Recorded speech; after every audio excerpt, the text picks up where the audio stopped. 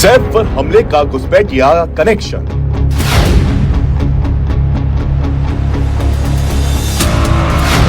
बांग्लादेशी होने का शक, पहचान छिपाकर वारदात।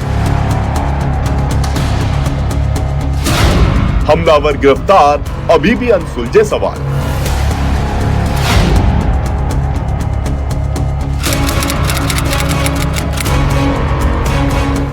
पहली तारीख 16 जनवरी जब सैफ अली खान पर उनके ही घर में हमला हुआ। हमलावर के चाकुओं से 6 वार से वो सीधे अस्पताल पहुंच गए। दूसरी तारीख 19 जनवरी जब सैफ पर हमले के आरोपी को 72 घंटे बाद थाने से गिरफ्तार किया गया। लेकिन सबसे हैरान करने वाला खुलासा मुंबई पुलिस ने किया। जब आरोपी की गिरफ्तारी के बाद वो मीडिया से मुखातिब हुई, पुलिस ने हमलावर के बांग्लादेशी घुसपैठिए होने का शक जाहिर किया और हमले का मोटिव चोरी बता दिया। ये जो आरोपी है, यह आरोपी बांग्लादेशी ओरिजिन का है, ऐसा हमारा डाउट है। इसीलिए एप्रोप्रिएट इस केस में एप्रोप्रिएट सेक्शंस की वार की गई है। अब सवाल है कि क्या हमलावर सिर्फ चोरी के इरादे से घुसा था, जबकि करीना कपूर ने पुलिस को अपने दिए बयान में साफ साफ कहा कि हमलावर ने घर से किसी भी सामान की चोरी नहीं की। हमलावर ने सैफ पर सिलसिलेवार कई वार किए। हमले के बाद हमलावर बेहद आक्रामक था। सैफ पर हमले के बाद पुलिस की कई टीमें जांच में जुटी। आरोपी की गिरफ्तारी के लिए कई सीसीटीवी खंगाले गए और कई जगह दबिश दी गई। पुलिस की जांच में खुलासा हुआ कि आरोपी के पास से अभी तक कोई भी भारतीय दस्तावेज नहीं मिला है, जबकि कई महीनों से वो न सिर्फ मुंबई में रह रहा था बल्कि नौकरी भी कर रहा था। आरोपी ने अपनी पहचान छिपाने के लिए हिंदू नाम भी रखे थे। गिरफ्तारी के बाद भी उसने पुलिस को अपने कई नाम बताए, लेकिन आखिर में पुलिस ने कंफर्म किया कि आरोपी का नाम मोहम्मद शरीफुल इस्लाम शहजाद है। एक आरोपी को उसमें अरेस्ट किया गया है। उस आरोपी का नाम मोहम्मद शरीफुल इस्लाम शहजाद है। सैफ पर हमला करने वाला आरोपी फिलहाल पुलिस गिरफ्त में है, लेकिन कई ऐसे सवाल हैं जो अभी भी अनसुलझे हैं। सैफ का घर मुंबई के पॉश इलाके में है। उनकी हाउसिंग सोसाइटी की सुरक्षा भी कड़ी है। फिर उन पर हमला कैसे हो गया और हमलावर ने सैफ को ही टारगेट क्यों बनाया? हमलावर के बांग्लादेश से भारत आने की वजह क्या है? आरोपी बांग्लादेश से भारत कैसे आया? किसने उसकी मदद की? आरोपी के साथ बांग्लादेश से और कौन आया? क्या आरोपी का जिहादी ग्रुप से कनेक्शन है?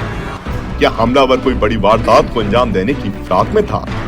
सैफ पर हमले के आरोपी की गिरफ्तारी के बाद भी वारदात की थ्योरी अभी भी उलझी हुई है और गिरफ्तार आरोपी अभी भी कई बड़े राज खोल सकता है। लेकिन वहां के स्टेडियम अब तक बनकर तैयार नहीं हुए।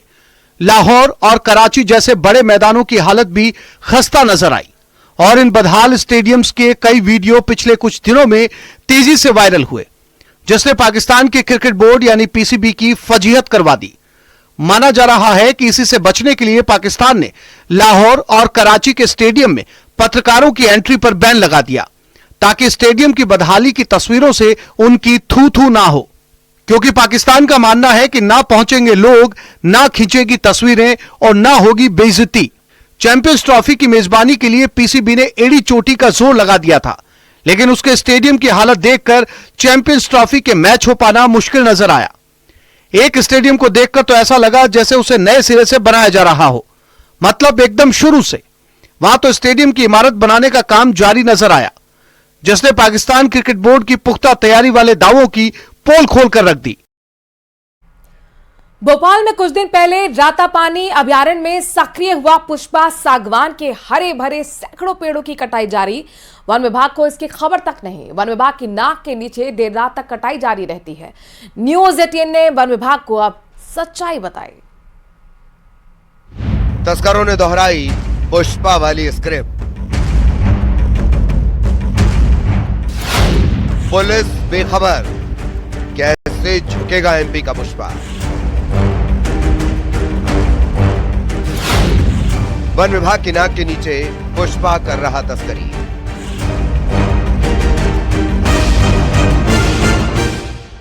एक फिल्म आई पुष्पा, न उस फिल्म में पुष्पा झुका और न ही एमपी में पुष्पा झुक रहा है। ये हम नहीं कह रहे, ये कह रही है एमपी में हो रही तस्करी, जो पुष्पा स्टाइल में की जा रही है और वन विभाग से लेकर पुलिस तक बेखबर है। जंगल बचाएं, जीवन बचाएं, ये स्लोगन सुनने में बड़ा अच्छा लगता है, लेकिन इसी को धता बता रहे हैं यहाँ के जंगल माफिया, जो धीरे धीरे करके जंगल को खोखला कर दे रहे हैं। और ये राजधानी भोपाल से मात्र 50 किलोमीटर दूर ये देखने में आ रहा है। ये इलाका है राजधानी भोपाल का उबैदुल्लागंज वन मंडल के बिनेका वन परिक्षेत्र। यहाँ नेशनल हाईवे के पास हजारों पेड़ हैं, वो भी सागवान के, जो अब धीरे धीरे घट रहे हैं, क्योंकि एमपी में भी पुष्पा राज आ गया है। लकड़ी के तस्कर इसी स्टाइल में वन क्षेत्र को काट रहे हैं, अवैध लकड़ियों की तस्करी कर रहे हैं। हम बिल्कुल NH-12 के किनारे एक जंगल है, उबैदुल्लागंज क्षेत्र लगता है, बिनेका वन परिक्षेत्र बेसिकली अगर देखा जाए तो। और यहाँ पर हम एक बड़ा ही वो दिखाने जा रहे हैं, एक बड़ा खुलासा कह सकते हैं, किस तरीके से जंगल को खत्म किया जा रहा है वन अधिकारियों की आंखों में धूल झोंककर। जिस जगह हम खड़े हुए हैं आप देख रहे हैं, हर 4 कदम पर इस तरीके से आपको एक पेड़ कटा हुआ मिलेगा। वन माफिया जो है जंगल के अंदर आता है, रात के अंधेरे में आता है, दोपहर में आता है और धीरे धीरे करके एक एक करके जंगल को साफ किए जा रहा है, लेकिन अभी तक इसकी भनक किसी को नहीं है।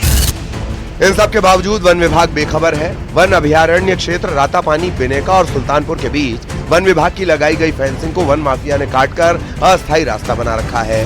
रात के अंधेरे में बेशकीमती सागौन की लकड़ियों की कटाई हो रही है और फिर तस्करी। वन माफिया का खौफ इतना है कि ग्रामीण दबी जुबान से पेड़ काटने की बात कह रहे हैं। लकड़ी वाले घुसते हैं अंदर तो वो जगह बना लेते हैं, घुस जाते हैं, ये होता है उसका। तो मान लो कोई बात और हो जाए, अब उसको तो तुम्हें क्या मालूम थी, तुमने तो बताया। वन विभाग दावा करता है कि तस्करों पर कार्रवाई की जाती है, लेकिन तस्वीरें कुछ और कह रही हैं। मामला अभी मेरे संज्ञान में आपने डाला है, कुछ फोटो भी मिले हैं, वीडियो भी मिले हैं, मैं उसको चेक करवाता हूँ, जो होगा नियमानुसार उस पर कार्रवाई करेंगे। स्टाफ पूरा लगा हुआ है, बिनेका में स्टाफ पर्याप्त है और अभी आपने जो खबर दी है उसको चेक कराते हैं, उस पर कार्रवाई करेंगे। सवाल उठता है कि अगर वन विभाग कार्रवाई कर रहा है तो सागौन के काटे गए पेड़ के निशान क्या गवाही दे रहे हैं। रातापानी अभयारण्य राजधानी से कुछ ही किलोमीटर की दूरी पर है। अब यहाँ ऐसा हाल है तो फिर प्रदेश के बाकी जंगलों का हाल आप समझ ही सकते हैं। Bureau report, news 18।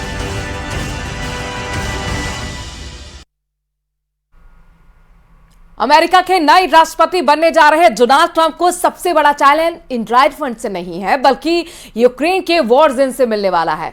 पुतिन ने यूक्रेन पर ऐसा हमला कर दिया है जिसके बाद जेलेंस्की का राजधानी कीव में टिकना मुश्किल हो गया है।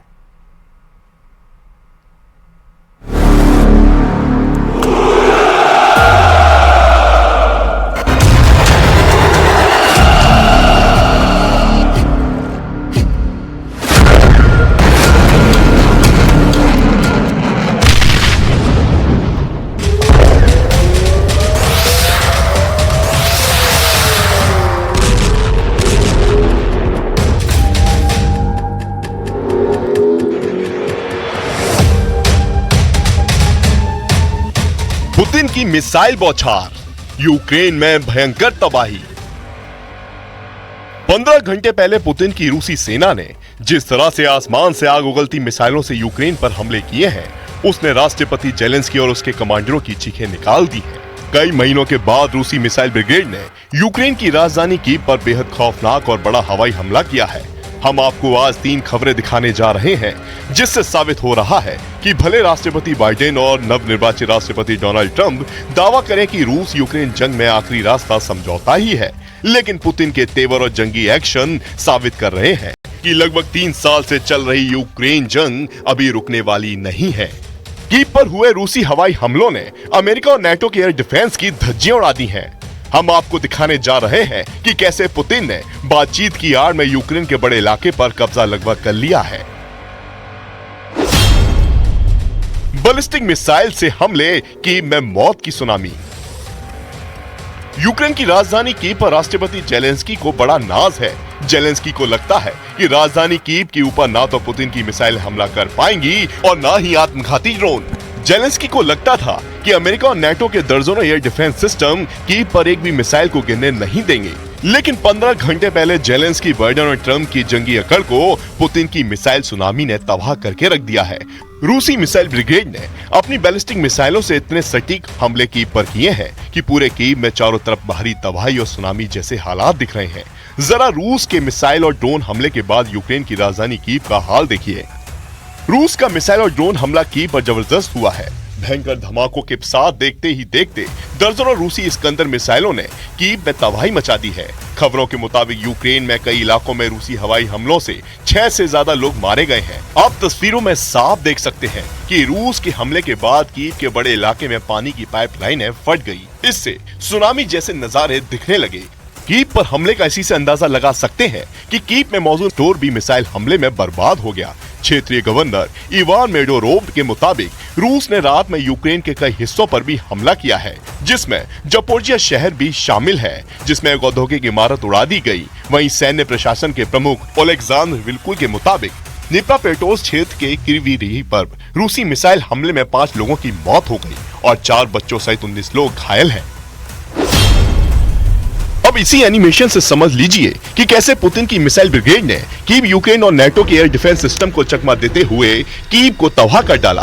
रूसी मिसाइलों ने कीव में तैनात ब्रिटेन के grave hawk air defence system को तबाह कर डाला। यहाँ तक कि लंबी दूरी की सुरक्षा में तैनात अमेरिका के patriot PAC-3 air defence system को भी रूसी बैलिस्टिक मिसाइलों और ड्रोन ने तबाह कर दिया। यूक्रेन को नेटो देश और ब्रिटेन, अमेरिका से मिले एयर डिफेंस सिस्टम रूसी हवाई हमलों के सामने फेल साबित हुए। अब आप ये भी जान लीजिए, नेटो का एयर डिफेंस फेल, रूस ने यूक्रेन को रौंद डाला।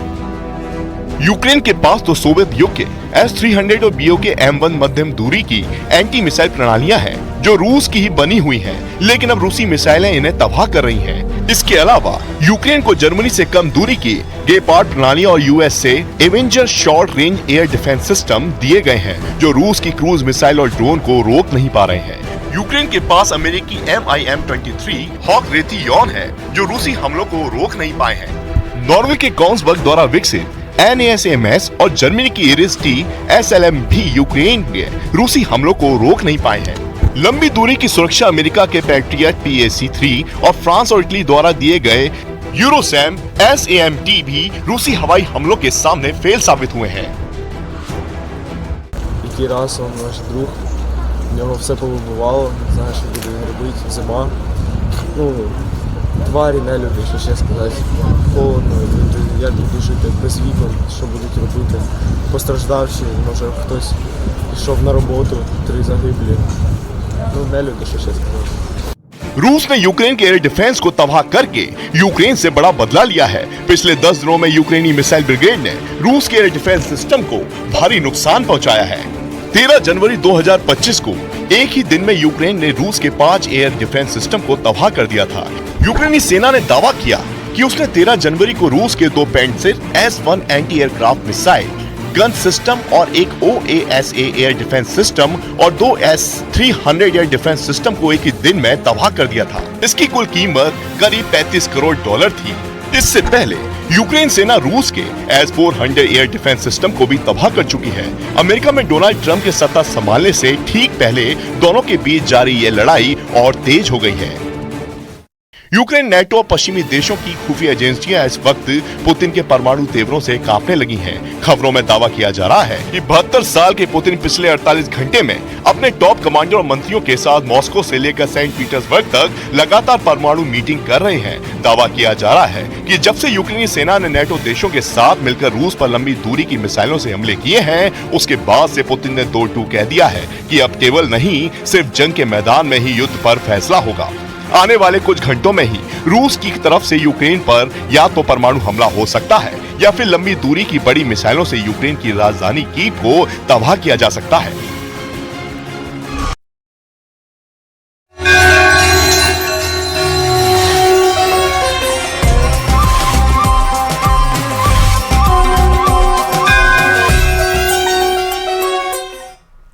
सनातनी परंपरा को निभाते हुए भक्ति की डोर थामे चलना आसान नहीं है, लेकिन कहते हैं कि अगर मन आध्यात्म में रम जाता है तो फिर कुछ भी नहीं भाता है। और अंतर मन की यात्रा, इस यात्रा में सब कुछ बेमानी हो जाती है। तभी तो कुछ ऐसे संत भी हैं जिन्होंने सफलता के शिखर तक पहुंचकर भी सनातन की राह पकड़ ली, जिनकी कहानियां मिसाल बन गए हैं। एक खास रिपोर्ट देखिए।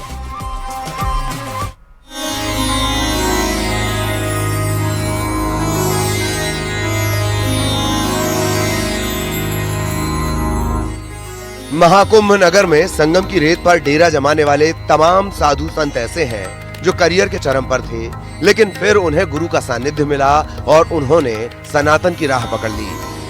संन्यास दीक्षा लेने के बाद जीवन में कुछ ऐसा बदलाव आया कि फिर इसे कभी छोड़ ना सके।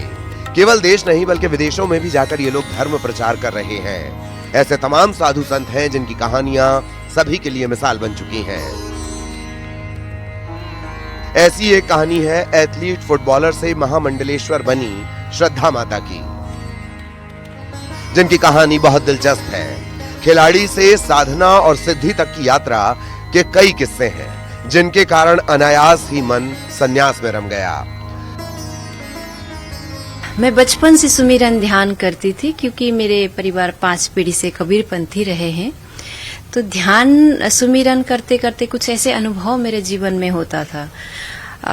कुछ अलग से घटनाएं मेरे साथ घटती थी। जैसे आम लोग जीवन जीते हैं, स्कूल मैंने भी ऐसे ही पढ़ाई किया है। हाँ जी, मुझे बहुत गेम्स वगैरह पसंद रहा, एथलीट्स और फुटबॉल प्लेयर थी, बहुत पसंद था स्कूल में मुझे। इनफैक्ट मुझे ऐसा लगता था कि पढ़ाई से ज्यादा उस तरफ मेरा झुकाव रहा। और दूसरी तरफ मेरा था ध्यान की ओर। ध्यान शब्द को भी नहीं पता, बहुत कुछ तो नहीं पता था, पर कुछ ऐसे घटनाएं जो मेरे अंदर घटता रहता था। और दूसरी तरफ ये था कि मृत्यु को जानने की एक अलग मेरा जिज्ञासा रही। कोई शरीर छोड़ता था तो मुझे लगता था कि मुझे जानना चाहिए। तो कुछ प्रारब्ध रहा है। और जब कभी मुझे जहाँ मैं रहती थी सिक्किम में, मेरा शरीर सिक्किम का है जी, सुबह उठती थी तो मुझे इसे रात को कभी कोई गांव में शरीर छोड़ने वाला है तो एक मेरे अंदर में मैसेज आता था कि सुबह उठती थी को लगता कि ये शरीर छूट रहा है किसी के, तो उठ के मैं बोल देती थी। तो फिर सब बोलते थे कि नहीं ऐसे नहीं कहते। मैंने कहा मैं नहीं चाहती हूँ उस विषय में कहना, लेकिन ऐसा महसूस हो रहा है तो मैं बोल रही हूँ। महामंडलेश्वर चेतना माता की कहानी भी हैरान करने वाली है। यूपीएससी प्रीलिम पास करने वाली लड़की संत बन गई। भक्ति के सागर में ऐसे डूबी कि फिर सांसारिक जीवन से मन उठ गया। गांव से रिलेटेड हूँ। मेरा पढ़ाई लिखाई हरियाणा में हुआ, गुड़गांव के पास में जन्म वहाँ हुआ। और पढ़ाई लिखाई मैंने हरियाणा से किया, रोहतक यूनिवर्सिटी से ग्रेजुएशन किया, दिल्ली यूनिवर्सिटी से पोस्ट ग्रेजुएशन किया। फिर बहुत प्रश्न थे कि छोटा सा गांव का एरिया है, महिलाएं बहुत परेशान हैं, उनको पूरी तरीके से इलाज नहीं मिल पा रहा है और लोगों को हेल्प की जरूरत है। तो वो मन में दिखता था कि मैं थोड़ा सा बड़ी हो जाऊं, मैं कुछ कार्य करूंगी और सोशल वर्क करना है, देश की सेवा करना है, गरीबों की मुझे सेवा करना है। यूपीएससी की प्रिपरेशन भी आप कर रही थी? जी। फिर मेरा एक मन था कि मुझे एक आईपीएस ऑफिसर बनना है जीवन में, और मैं फिर आगे बढ़ूंगी, ऑफिसर के माध्यम से मैं थोड़ा धन कमाऊंगी और लोगों की सहायता करूंगी। फिर यही प्रश्न मन में, आध्यात्मिक प्रश्न भी और लोगों की सेवा भाव का प्रश्न चलता रहा। फिर जब मैं 12th में थी, मैंने 12th के एग्जाम दिए थे, तो मुझे गुरु से मिलना हुआ 95 में। 95 में गुरु का प्रोग्राम था महायोगी पायलट बाबा जी का। योग माता जी जो हमारी बहुत पूजनीय है, उनकी समाधि थी गुड़गांव के पास में ही एक ग्राम है, वहां पे समाधि थी। तो मैं ऐसे ही मिलने गई थी, तो फिर गुरु जी का दर्शन हुआ और मेरे जो माता का परिवार था वो समाधि वाले गुरु ढूंढ रहे थे। नाना जी तो मेरे खुद ही एक गुरु में थे, लेकिन मामा जी लोग कह रहे थे कि हम जो समाधि लेगा हम उसको गुरु बनाएंगे। तो फिर जब बाबा जी मिले, उन्होंने गुरु बनाया और मैं ऐसे ही अपने आशीर्वाद लेने गई बाबा जी के पास। जब बाबा जी से पहली बार मिली तो बाबा जी बोले, बेटा क्या करना चाहते हो? मैंने उनको अपना बताया, बाबा जी कुछ आध्यात्मिक प्रश्न है, उनमें मैं आगे बढ़ना चाहती हूँ, जानना चाहती हूँ कि मनुष्य के रूप में हम क्यों आए हैं, देवीय शक्तियां क्या है, कहाँ से आती हैं और इतना मनुष्य शक्तिशाली कैसे हो जाता है, और मुझे आगे आईपीएस ऑफिसर बनना, आशीर्वाद दो। तो उनका कहना था, बेटा ऑफिसर नहीं बन पाए तो सन्यासी बनना पड़ेगा। महाकुंभ ऐसे तमाम संतों से भरा है जिनकी कहानियां अनोखी हैं। पायलट बाबा के शिष्य शैलेश आनंद महाराज की कहानी भी कुछ ऐसी ही है। फिल्मों में बाल कलाकार का अभिनय किया, फिर यूनिवर्सिटी में छात्र नेता रहे, क्रिकेट की पिच पर भी हाथ आजमाया, लेकिन मन कहीं न लगा, क्योंकि जो सुख अध्यात्म में है वो कहीं और नहीं। देखिए, हर जीवन की अपनी व्यथा है, उनकी अपनी कथा है। मेरा ऐसा मानना है कि मैं 5 बार मरा, 5 बार जिंदा हुआ हूँ। हर बार एक नया किरदार मिला, हर जीवन के अंदर एक नई यात्रा मिली। बचपन के अंदर मेधावी अभिनेता था, तो मंचों के ऊपर काफी कार्य करा, लगातार अभिनय क्षेत्र के अंदर बढ़ता रहा। तत्पश्चात क्रिकेट काफी खेला, सीके नायडू, कुछ बिहार, विजय मर्चेंटिंग के अंदर मैं खेलता रहा, विश्वविद्यालय खेला। फिर उसी महाविद्यालय से चुनाव लड़ा और चुनाव लड़ करके सह सचिव, सचिव, उपाध्यक्ष सब बना।